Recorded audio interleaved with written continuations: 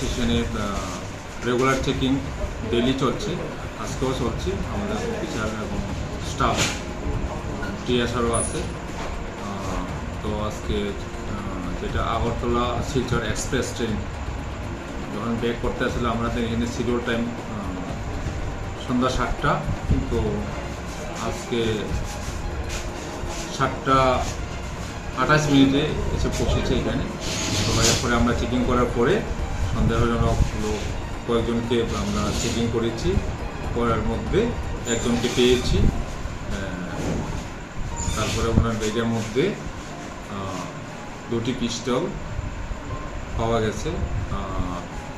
সে শিলচর থেকে আগরতলা যাওয়ার উদ্দেশ্য ছিল এবং সেই জিনিসটা নিয়ে এসে বাংলাদেশে বিক্রি করার একটা তার উদ্দেশ্য ছিল। স্যার, পিস্তলের সাথে কি কোনো কার্তুজ পাওয়া গেছে? পিস্তলের সাথে কোনো রাউন্ড নেই, শুধু 2টি পিস্তল আছে এবং পিস্তলের সাথে যেটা উইথ ম্যাগাজিন। যাকে আটক করেছেন স্যার, তার নামটা?